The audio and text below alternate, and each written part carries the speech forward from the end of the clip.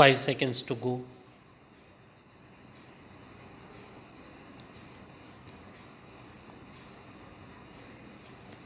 Start. I am grateful to you for inviting me here today, though I rather doubt if I can help you very much in your deliberations.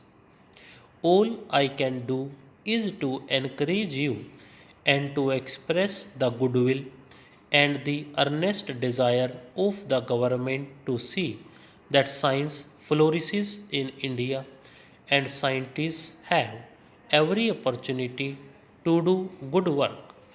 My friend has surveyed the field of our work here fairly comprehensively, what has been done, what is being done, and to some extent what he hopes will be done. Largely, I agree with what he has said. A little more than 5 years ago, we passed the scientific policy resolution. I was reading it today and I felt that it was a good resolution. If we had to sit down to draft it today, probably it would not be very difficult from what we did then. The question that arises now is how far have we lived up to it? We have perhaps not implemented it as fully as many of us had hoped. I think there is a general appreciation in India of the importance of science and technology. Its importance is no doubt growing in our universities and special institutes. More and more students are taking to the study of technical and scientific subjects. Yet, I do not suppose it will be true to say that the background of general thinking in India is governed the educational process and the industrial and technological changes that are coming about in the country. As a matter of fact, the two are closely allied. There is one criticism that is often made about the financial resources that are made available for scientific work.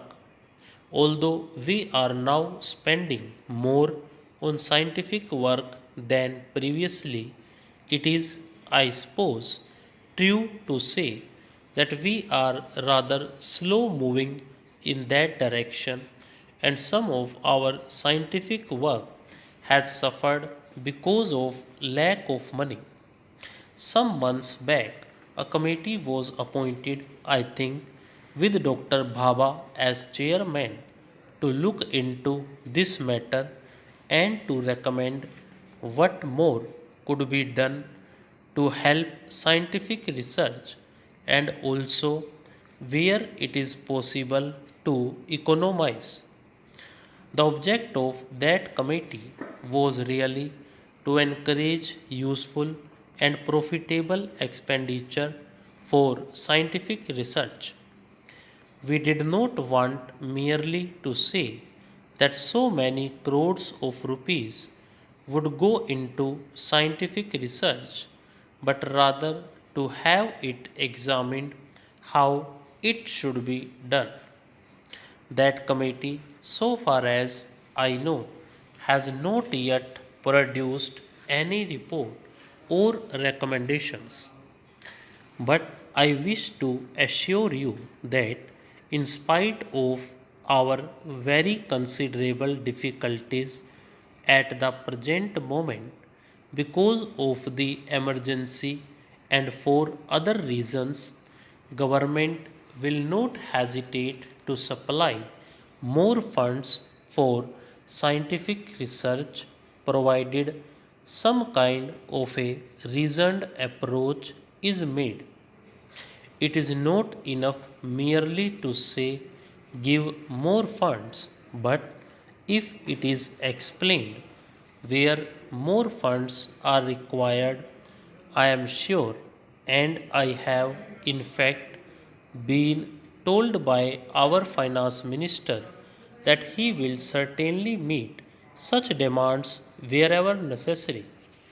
Ultimately, it is the educational apparatus behind all this that counts, especially universities and specialized technical institutions. They are growing, I hope. They are growing both in quantity as well as in quality, and behind that, again, the general level of mass education is also improving.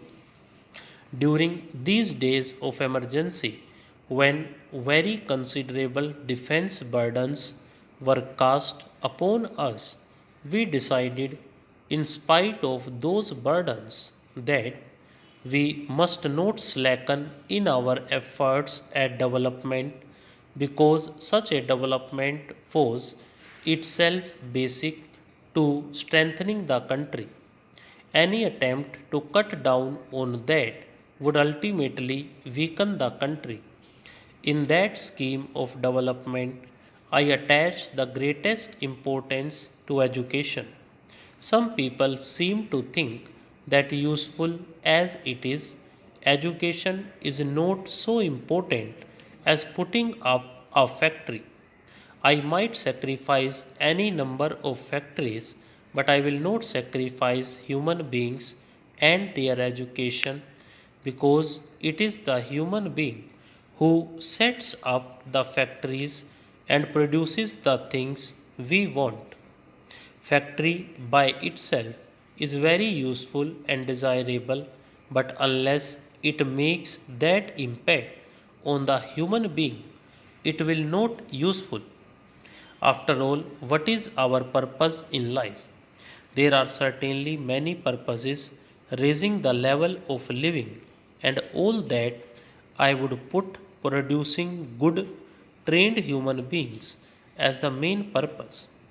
It is the trained human being that produces the rest.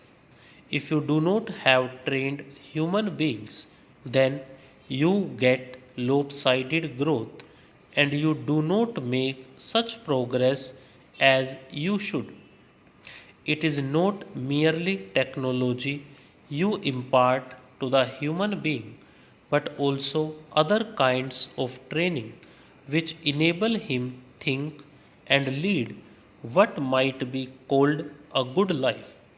Science is most important, but it is not complete by itself unless you use the term science in a sense than mere technology. Stop.